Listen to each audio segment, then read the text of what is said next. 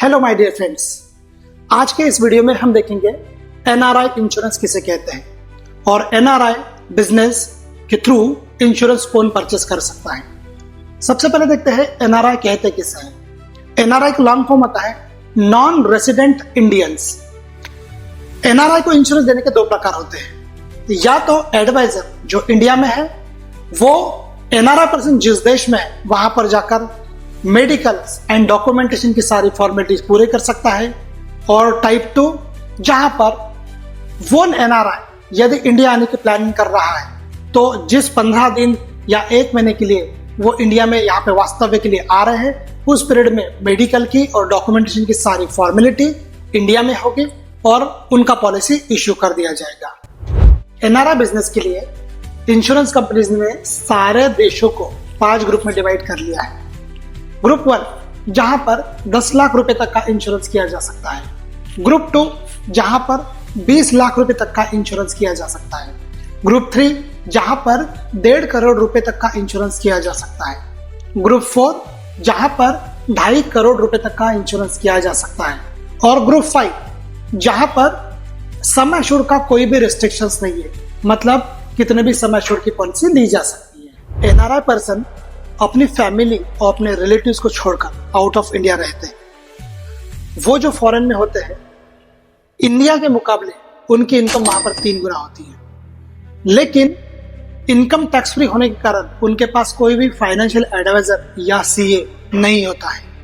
जैसे गुड़ पर मक्खियां भिनभिनाती है वैसे ही एनआरआई जब भी इंडिया आते हैं तो उनके रिलेटिव, फ्रेंड्स और करीबी रिश्तेदार उनसे पैसे बारो कर लेते हैं, या फिर फाइनेंशियल एडवाइजर न होने के कारण बिना किसी प्लानिंग के कारण उनका बहुत सारा पैसा बंगलोज, प्रॉपर्टीज और गांव में घर खरीदने में चला जाता है या फिर रियल एस्टेट में लग जाता है। इन लोगों को एक अच्छे फाइनेंशियल एडवाइजर की बहुत ज्यादा जरूरत होती है। जो इंश्योरेंस मेल द्वारा किया जाता है उसे मेल ऑर्डर बिजनेस कहते हैं। इसमें 2 पार्ट आते हैं। नंबर 1 एनआरआई और दूसरा होता है एफएनआईओ। एनआरआई मतलब नॉन रेसिडेंट और एफएनआईओ का मतलब होता है foreign nation of Indian origin. ये मेल ऑर्डर बिजनेस दोनों ही सेगमेंट मतलब एनआरआई और एफएनआईओ इन दोनों के लिए होता है।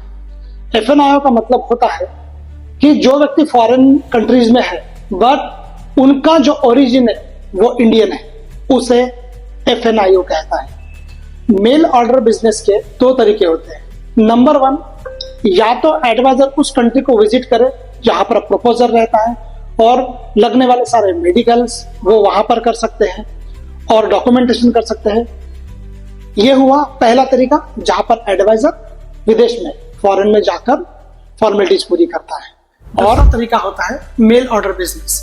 यहां पर एडवाइजर इंडिया में है और जो प्रपोजर है वो फॉरेन में है, तो सबसे पहले एडवाइजर को कंपनी के थ्रू मेल करना पड़ता है कि इस पर्टिकुलर क्लाइंट को स्पेसिफिकली ये प्रोडक्ट प्रपोज किया जाना है। सो प्रपोजल फॉर्म जो रहेगा उस पर उसे फॉरेन कंट्री में मेल किया जाएगा और क्लाइंट को वो प्रपोजल फॉर्म सिग्नेचर करके मेल करना पड़ेगा।